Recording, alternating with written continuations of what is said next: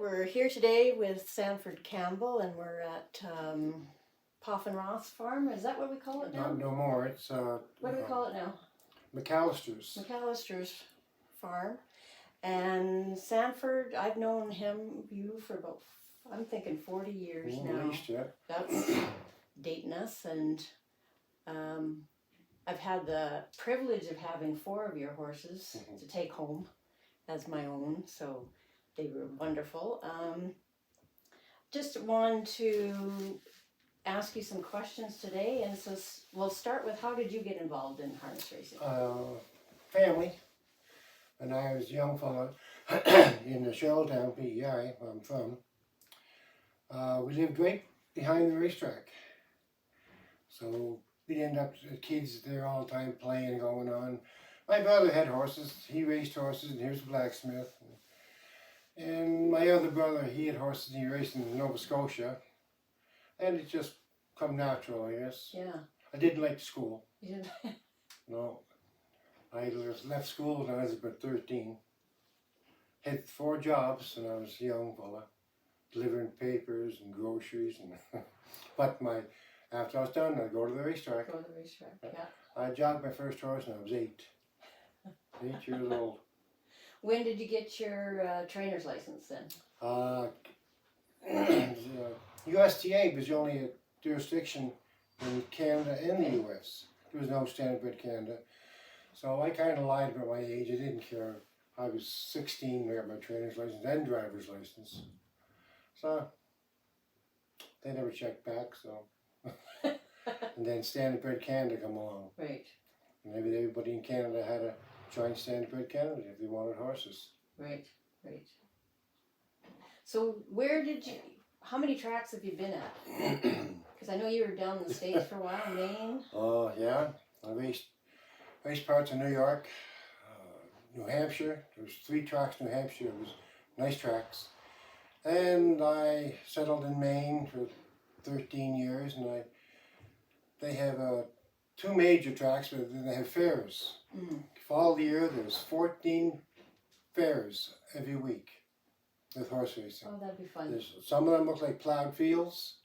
It didn't matter. There's the Blueberry Festival, the Strawberry Festival, the Apple Blossom Festival. Every place was different. It was a lot of fun. Wasn't a lot of money, but we could buy. Yeah, yeah. So then when did you come to Alberta? October 31st, 1980. So you know exactly the day. I do. I was racing in Halifax, driving horses. And my brother got a call from Pat Hollingsworth. He's a maritimer, but he was out here in Alberta. He's looking for help, second trainer. So my brother said to me, he said, well, you know, you're not going to make a lot of money driving here. And I said, I know that. So my girlfriend and I, we headed west. And I worked for Pat Hollingsworth, and he was getting into the religious part of his life. And he had about 7, 8 horses. And one day he just said, you want these horses? I'm going to open my church. Oh. I said, sure. So okay. Started from there. Yeah. And within 2 years, I had 22 horses. Oh. Didn't want them, but owners kept pushing them on me. So what are you going to do? What are you going to do?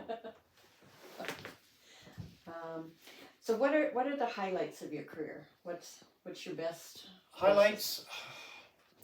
I love driving them, but as a trainer, I like it more. Right. I get more satisfaction watching my horses, especially when they're really good. It's fantastic. I win Northland's filly pace. I was just sassy. I was in the grandstand. I was hiding from everybody. And she was an amazing filly. Undefeated as a 2-year-old. Only lost 1 race as a 3-year-old. She was a nice filly. I had a lot of nice horses. First, I started off with Kamikaze. Yes. We had to get lucky with him, and he only lost 1 race as a 2-year-old. He won, what, 54,000 for the owners. He's just a nice horse. Yeah. Yeah. I'd agree. Yeah. And then I had Triple Action, a friend of mine, we bought it together at the yearling sale. I think we paid $1,400 for it. It's a 2-year-old. He went 2-1 for me. He was a nice horse, big, long, ganky horse. He was grown, so I had to stop with him. As a 3-year-old, he won every major stake there was. He made me $99,980. Really? He couldn't get the 100, but anyhow, he bought my house for me. Ah. Yeah. And there's a lot of others I even forget about, but went through a lot of horses in 50 years. Yeah, you would. And I had fun with every one of them. Well, that's good. What do you look for when choosing a horse to train? Or going to a yearling sale? Yearling sale? It's mostly conformation, as long as they stand up good, nice and straight, front and behind. Some horses stand out, it's not nice, you don't want them. Yeah. And then size. Yeah. And now it's who bred them. Some farms are way better prepared than other farms. Okay. And the looks of them, these horses are just handsome animals. Right. And this is the ones that go for 40, 50 grand that everybody wants because they just look like racehorses. Right. Yeah. Right off the bat. But you know, out of maybe 150 in the sale, every one of them needs a shot to race. Yeah. So I've had horses I paid $1,000 for. That's the minimum bet. I've had a lot of them, and you know what? They did race. Mm-hmm. They weren't will beaters, but they raced. Yeah. Yeah. Yeah. Give them a shot. Yeah, they all needed a shot. Mm-hmm. And at what age do you start their training? Right after the yearling sale, you ground break them, which is put the harness on them and have a person on each side with the lead lines, and walk around the track, just get them used to things. And the next 2 or 3 days, you steer them. Mm-hmm. And when they're able to do figure eights on their own, and you're behind them, then it's time for jog cart. And same the jog cart. First time you always have a couple of guys, Mm-hmm. just in case they do get silly sometimes, Mm-hmm. lie down and rear up. But after 2 days, you go by yourself. They're away. It's usually in October. Yeah. And they go all winter. Yeah. So they're a year and a half about Yeah. when you start. Every horse, every Standardbred I know of, it have a birthday on January 1st, yeah. regardless how when they were born. Mm-hmm. So. Mm-hmm. How many horses do you have in training at any one time? At any one time. Well, before I kind of get out of the business, I used to have, I'd have 25 to 30. Yeah. And lots of help. You need lots of help. Lots of good grooms. Yeah. They're the backbone of the racing, Yeah. grooms. Yeah. They for sure are Yeah. the ones that see everything. Then I downsized. And then I was getting to the point that I didn't want to do it anymore. Mm-hmm. After 50 years of doing it, I thought maybe it's time to sit back and watch. So I had passed everything over to my son. Mm-hmm. And he has been very successful. Yeah. Uh, I thought it was an interesting story about when Brandon, your son, was thinking about going into harness Yeah. racing. He said, all I want to be, I don't want to do grooms, I want to be a driver. But he ended up being a groom anyway. Yeah. Yeah. Yeah, you got to spend your time at the end of the pitchfork at some Yeah. point. Yeah. What's a typical routine for young horses starting their training? Then again, like weather permitting, we jog them 6 days a week. We'll get them up, we'll clean them off and put the harness on them. And we'll go out, when they first start off, you go maybe 1.5 miles, 2 miles. Yeah. And then after they get muscled a bit, 3 weeks or so, you put the hobbles on them. And you get them gaited. And then you increase their mileage Mm-hmm. all through the winter. And then come spring, you're up about, you're going maybe 4.5, 5 miles. 5 miles. And then twice a week, you usually turn and jog 2 or 3 together, Mm-hmm. just to get them used to going the right way and having horses beside them. And Mm-hmm. we'd leapfrog, like we'd do 2 or 3 horses, and one horse would lead for a 1/4 mile, and the horse came from last to go up, and we'd do that for a 1.5 miles or so, Right. just to get them used to everything. And then usually middle of March, we start putting speed into them, and with the stopwatch and timing them. And then because the 1st of March, by June, you're going to know what you got as a 2-year-old. if they're going to race, or if you got to back off with them, Or turn them out. or turn them out. Yeah. Not all 2-year-olds race. I guess maybe 13% of 2-year-olds will race. Oh, okay. The rest of them come back as 3-year-olds, Right. and they're always pretty good. Yeah. How are they conditioned to race? How many miles would you jog per day? I guess we already went through that a little bit. Yeah, the racehorse, at least 5 miles. Yeah, the racehorses do the same. Yeah. What we do now, we go with the stopwatch and go 35, 40 minutes. Because Okay. it's hard to one lap. Here, but how many did I go? 1, 2, Can't 3. remember. Oh, can't remember. So we go by time now. Oh, okay. Yeah. Well, that's a good Yeah. way to do it. How often does the average horse race in a month? Average horse, they will race 3 times a month, but a lot of them will race 4 times, once a week. Once a week, yeah. Yeah. If you can get in. If you can get in, but now it's quite easily to get in this time of year. Right. Yeah. A little bit of shortage of horses. Yeah. Do the horses get turned out on a regular basis, or are they always on a training schedule? Turned out every day. Every day, yes. That's nice to have a farm. Yeah. Well, we got 8, 9 big gorgeous paddocks here, and turned out every day. Then what we do is there's stalls, and then they'll come in, put a harness on them and go. Yeah. Yeah. And even when their days off after the race, they get 2 days. Right. Uh, 2 days out. 2 days Okay. outside. Not like they come in at nights. Yeah. Then they come back in the next morning. Yeah. At what age or stage of training would a young horse be entered in a qualifier? So, As a 2-year-old again, it's 2-year-old, yeah. if like I said, by June, if they're good enough, the last of June into early July, you'll try to qualify them. Okay. And it's each age group has to make a certain time. Yeah, 2-year-olds used to be 2.7. Now I think it's 2.6 because the tracks are bigger here. Okay. At 2.6, if they can't go in 2.6, then you may as well stop with them. Right. Yeah. Because they'll end up going in 55, 56 Right. as 2-year-olds. 10 seconds faster Oh, yeah. than what they have to qualify Yeah. at. What additional training would you do to prepare them to become a racehorse, like the starting gate, for instance, or anything like that? What things do you do? There's lots of training, like when they do qualify or getting close to qualifying them, we train them 2 trips twice a week. Usually Wednesdays and Saturdays, or whatever 2 days we pick out. And we'll go 2 trips each day. And to condition them up good and strong. And when they become racehorses, you'll train them 2 to 3 days out from their race. Okay. And you'll go a lot faster with them. Get them ready for the weekend and race. Now, back a long time ago when I was doing this, we used to do 2 trips and then come in, and then they'd stand there for a while, and then you go your last trip. That doesn't happen anymore? So much? Not too often. No? No. It's changed? We just go where we go, what we call a double header. Yeah. We'll Yeah. jog 2.5 miles, Yeah. turn, and we'll go a rated mile, slow, 245, 250 in that vicinity. And when the mile's over, we'll pull the horse up and we'll walk them a half a mile back to the starting line, turn and go another trip, a lot faster.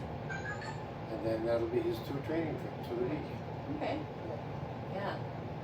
See, I'm dating myself. Yeah, me saying too. How long ago I've that done was? it all. How long would you train a horse before deciding they won't make a racehorse? 2-year-olds again. The ones who are going to make them, like I say, they're going to be ready in middle of June. And you'll make it a slow poke that you could get him if you'll know what you got. Whether he's not ready right now, he might not be ready for another couple of months, and you'll try it. And then there's a lot of them that what we call hit the wall. Right. And they have to stop, and you turn out. We pick them up in January as a 3-year-old. Yeah. And get them ready for the spring of the year. They usually always. Yeah. Just there's 2-year-olds, they're immature, still growing. Right. Yeah, you gotta give them a shot. Yeah. So then older horses, it's probably mostly lameness that, you know, they get kind of sore that Yeah. they stop racing and. Oh yeah. Some of them longer distance now. Used to be a horse called sore, which we knew what it was, and we look after it. Maybe just a bandage or Yeah. something like that. And they'd give them a week off, and they'd come back really good. And there's other that more serious with maybe a broken bone or a splint bone, or we'd have to give them 2 or 3 months. Yeah. A lot of it is in the stall that we. Yeah. So hopefully it doesn't happen too often, but it has. It has. One I got from you, Cash Power, I think he was 12 Yeah. when he was done and he just didn't want to do it anymore, right? Yeah. Just He just get tired and didn't want to race no more. you Well, that's told me I'm not doing it, so it's time for him to go find a home. yeah, yeah. So how do claiming races work? How do you decide? Well, you run the condition races. If you run the conditions like now is it 1, now is it 2, now is it 3, now is it 4, and if you got a horse that got probably 4 races in one lifetime, he's got to race really tough horses. Right. So what you do is you enter in a claiming race with horses that are capable the same speed as him. Like suppose it's a 5,000 claimer up to a 20,000 claimer. You'll know where your horse rates. If you got a horse that races in a 5 claimer and he's good enough, you make win 2 in a row. So then you have to take him out of 5, jump him up, Right. maybe to 7 or 8 claimer and try him there. And if he's not making money there, then you back him down a little bit. You just kind of find a spot. Yeah, it's kind of really Yeah. a gamble in a way. Oh yeah, 'Cause somebody might really like your horse and claim him. take them, yeah. But then again, like you said, we got 20 horses to replace that horse. But there is a lot of times I've lost horses in the claimer, and next week I've claimed them back because I liked them that much, or the Yeah. owners wanted them back. Yeah. But it works out good. Yeah, I guess, so that was my next question, the pros and cons of the claiming races. Like, if you really like a horse, you risk losing them, but Yeah. sometimes you have a horse that you just isn't working out between you two, and maybe it's time for him to Yeah. move on too. I've had a few of them that just didn't like me. They'd see me coming, they'd run to the back of the stall Yeah. after so many years. Like my good horse, Triple Action, as a 4-year-old, he wouldn't even come to me. Oh, Back to the stall, and then he stopped racing good for me. great. So it was time for him to go. I sold him and he ended up in Ontario. And first start, unfortunately, he was in an accident, broke his leg. Oh, yeah. Several years ago, and by several I'm thinking 19, in the 80s, there were trotting races in Alberta. Yeah. I remember seeing some of those when I first started. Why were they discontinued? What happened there? Breeding. All of the breeders just kept, there was no trotting sires Trotting in style. Alberta, Western Yeah. Canada. So you needed a good trotter to be a daddy, and in order for the races, stake race money to split between paces and trotters, you needed 5 qualified trotters. And in order for that to happen, it's going to take maybe 15 years. But it should have happened. Like, I drove trotters all my life, I love it. It's just a total different gait on a horse. Yeah. It's unfortunate there isn't any. Yeah, I agree. If you had a choice between trotters and pacers, which would you want to do? To drive? Yeah, Oh, trotters. trotters. Yeah. Their stamina is way better than a pacer. Like you can move a trotter at the half and lay on the outside, and he'll keep on trotting. As a pacer, you move him to half, and he's got quick speed. Right. Try to make top. Not too many trotters do. They just walk along and keep on going. It's harder to get them gated than a pacer? No, they're No? bred. They're bred to trot. Bred to trot. Same as you got a hunting dog bred to chase birds. No, A lot of them just bred the trot and they automatically do it. Okay. And they're worth a lot more money in the yearling sales. Right. Yes. Oh, big money. Yes, because I think I was at the yearling sale with Liz in Kentucky, and there was people from Italy and Sweden, like they Sweden is a big thing now. They spend millions buying trotters. Yeah. Because in Europe that's all there is. Yeah. It's trotters. Trotters. In Sweden. Yeah, I've never seen that.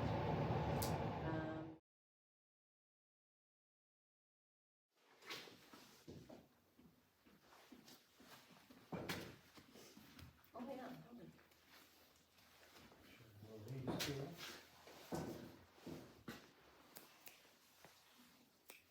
Okay. We just wanted to talk about different equipment, different bridles that the options are.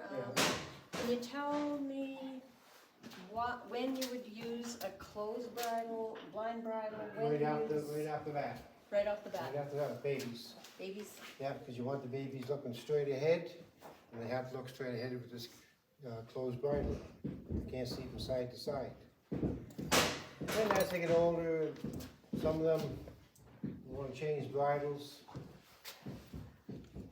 But the next one would be, you can't see back, it's called, because the horses can see. The horses can see beside them, but they can't see behind them. So it's called a can't see back. They can just see horses coming beside them. And this is a Murphy blind. There's a lot of horses, they turn their head a little bit, they're a little bit crooked, and it's kind of hard to steer a horse when they're crooked. So you put this on, the bridle, whatever side he was twisted at. So you put this on like this, it covers half his eye. So now he's got to straighten his head out to see better on this side. Very common. 90% of the horses wear them. So if he's crooked, he's looking to the right, you'd put it on his left eye. Yeah, yeah. And then we got these here. These are for, this one is for like a scared horse that sees things on the track and does the wobbles, and you can't see much with the screen on. But then again, this is the can't see back, and behind he's got holes, and the can't see back, so you see horses coming from behind, which gives him more incentive to go further. This one's just a hood. This is to replace, you put this on under an open bridle, and same situation, it's can't see back, but it's split open more, so the horses see more horses coming from behind than forward. This is called a cups, hood, cups. And then let's talk about the shadow rolls too. That we Shadow have roll? in here. I myself started off right off the bat with shadow. Oh, do you? Right, babies, first time they have a bridle on, is the shadow roll. Okay. Because it's a lot easier for them to know what it is right off the bat, and then say a horse is a 2-year-old, never had one on, but he needs it because he's Right. jumping things in the track, and they don't like them. Right. I've had horses here at racehorses that never had shadow rolls on before, and I put shadow rolls on, and they'd throw themselves backwards, just Oh, throwing their trying to head get away just from trying it. to see. But it's a lot easier to take them off than to put on. Yes. Yeah, I agree. Yeah, We it's, never it's thought of that. that right off the bat, and I always wear tongue ties on my babies right Oh, off you the do? bat, yeah. Because they have a tendency to get their tongue over the bit, Right. all of them do. Right. And as far as you're trying to learn them to steer, you can't steer them when they've got their tongue over the bit. Yeah. Just get Yeah. over it. Then we got hobbles. It's just standard here in Western Canada because there's no trotters. Every horse has their own hobbles, so different lengths. It's like wearing shoes, size 7 shoes, size 12 shoes. They all wear different sizes to fit them. And it's makes them pace fairly well. And these are our harnesses here. It's all basically this. So at what age do you put the hobbles on? Like at what Yearlings, so I'd like to say, once they get muscled a little bit, maybe 2 or 3 weeks in, Yeah. And a lot of them and they'll wear them every day, every day. every day. And a lot of them start pacing, even before you put them on. Yeah, there's a lot of three-legged horses. They race without harness. Yeah. Like Kamikaze, he holds the track record at Stampede Park for 2-year-old three-legged horse. Really? He win 2-3. He should have got a trophy for that. Yeah. Yeah. But then I had to put the hobbles on him for the stake races. And he didn't mind them, like he always had them on. Yeah. He didn't care. What other pieces of equipment do they wear? As in like Head poles. and Yeah. gating straps? Head pole, gating strap goes on the jog carts. These are head poles. These are meant to go on the horse's neck. This hooks into the harness, and this here touches him on the neck and keeps him straight. A lot of horses, like you say, if horses get crooked like this, they start hitting themselves, beating their knees, or they don't pace properly. So if the horse isn't straight, he can't pace properly and go fast. So this is 99% of horses wear these. There's a lot of horses wear 2 of them, but they need them to keep them straight.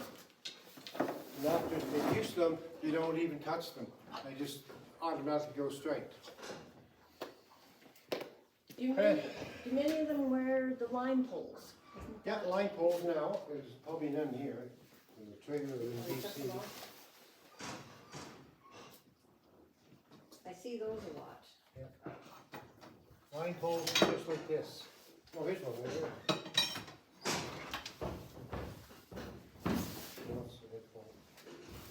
Line poles like this. This is what they call a line pole. You have a ring here, and the line goes through it, hooks onto the bit, and this hooks onto the head pole, head halter, and it's free.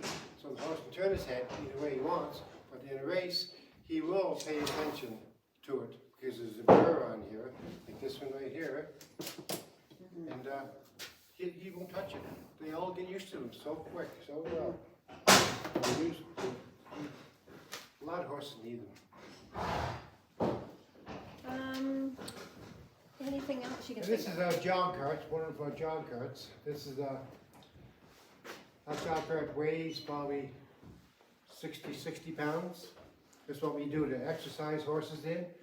And when it comes time to race them, we use them in sulkies. There's one in the front here.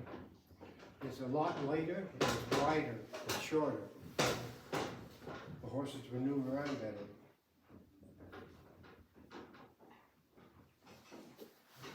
Yeah, I guess aerodynamic too. Yeah.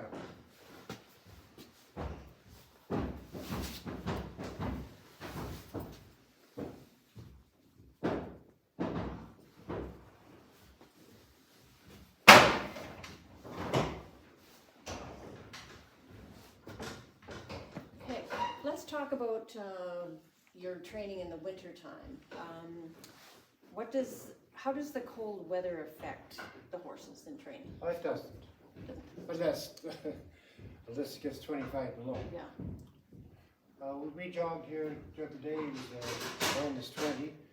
And the horses don't mind. They come in, they're all white with frost. Yeah. But they don't care. Yeah. Like their necks are so long, the lungs are way down here, and cold air doesn't bother them. Right. It's only the humans that Yes, doesn't bother us. And at what temperature do they call the races? -20, 24 without winds. Without wind. Yeah, we had to cancel Friday night in Edmonton. It was like -29. The wind chill was -41. Ooh. So we had to cancel Friday night. Yeah. But we made up for it Saturday morning. The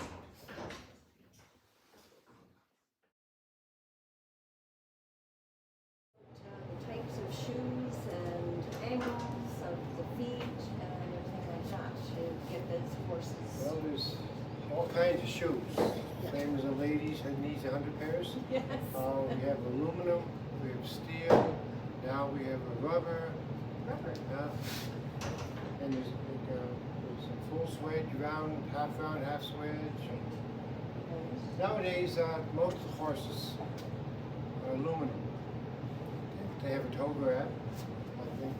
This guy's got steel. He's got steel. This is a full swedge. Okay. Take it out. Great. He raced yesterday, so they come home, they put packing in his feet to soften his feet up. So I'm just going to leave it in, but this is a full swedge. Swedge is, it's got a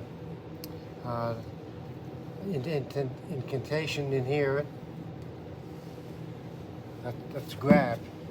Behind he'll have, here's a better shot here. This is a full swedge too. See the swedge in here? Instead of being flat, get a hold of the track better. He's got a little borium on his toe here that the blacksmith put on so we can get more traction. There should be a bucket of shoes here somewhere, we always do.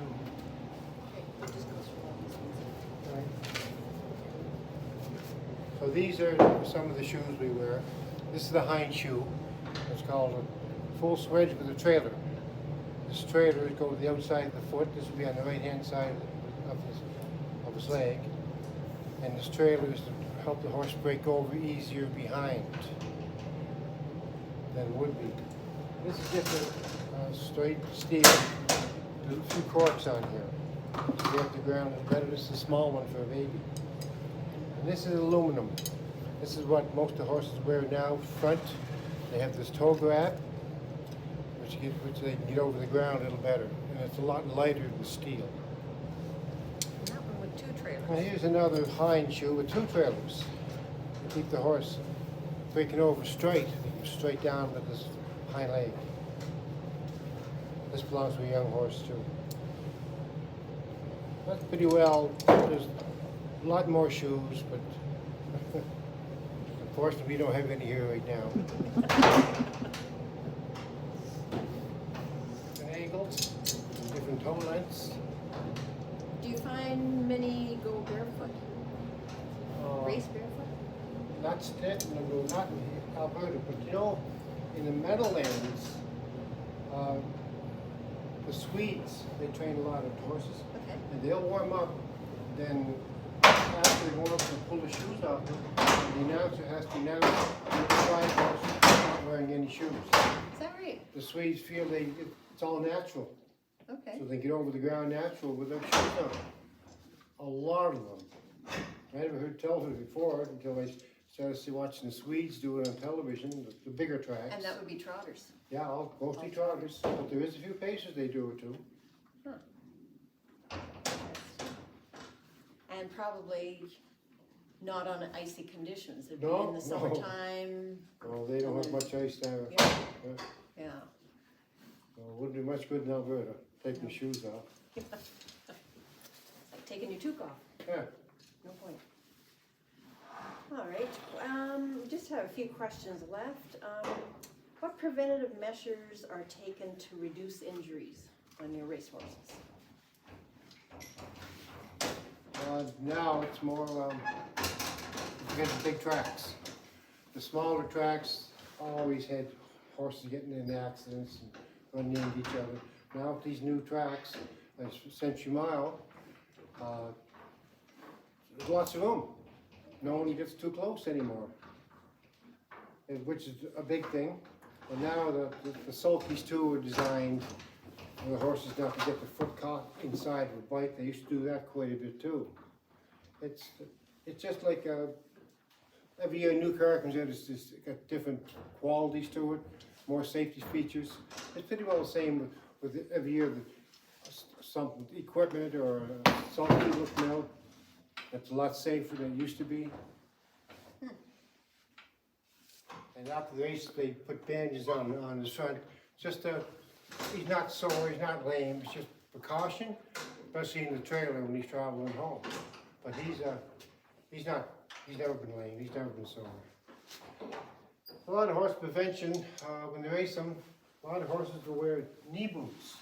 They're almost like shin pads for a hockey player.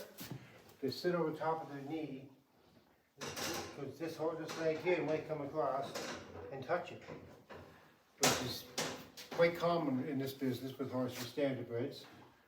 And it's a preventive, and it works, and doesn't hurt them. And there's a lot of them have shin boots, same thing, wear down here, the shin boots, and they just buckle on, very light, horses don't even know they're on.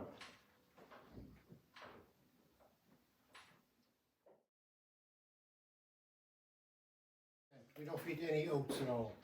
We find that oats will heat a horse's belly up, and they have more of an opportunity to tie up on us. Tie up means they get muscle sore on usually over the back, and they freeze up. They can't walk. It's like a bad cramp. So we found out that oats is a major cause of that. So we go to pellets. It's a high protein. It's 12%. It's called. And this is another feed here. That's a little higher protein that the racehorses get. We don't feed none of this to the babies.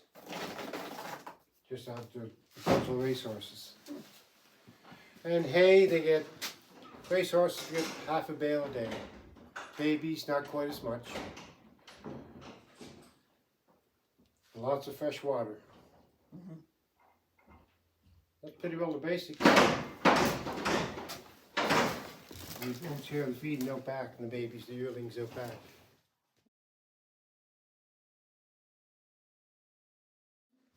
What do you feel makes a successful racehorse? That's a loaded question. No. No? Heart. Heart. Heart. Yes. And there's a lot of people say, what the heck does that mean? Well, they gotta have a big heart. They gotta want to. Yeah. And that's why we call them a big heart. They don't have any heart, they no ability, they don't care. It's all in their heart. Of course, lungs don't hurt neither. No. They said lungs. Well, this is a nice horse. He's got a big heart. He's going to be a real nice horse next year.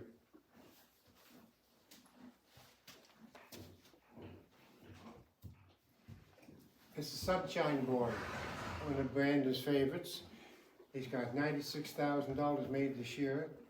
He won yesterday, the first leg of the primary for the Western Canadian Pacing Derby. The final goes with $110,000 on New Year's Eve. So I'm thinking he will be one of the favorites. But hopefully we get a good position with him and go from there. He's a homebred. They raised him here. He's just a nice horse, and he's got a big heart. He looks it. Just loves to race. Sonny?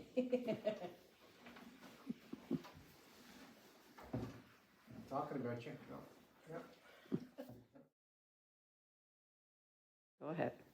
Well, I just want to thank you today for letting us come in and taking the time and asking you all these questions and getting a really good feel of what goes on with these young horses to older race horses, and just thank you very much. Oh, quite welcome, anytime at all. Yeah.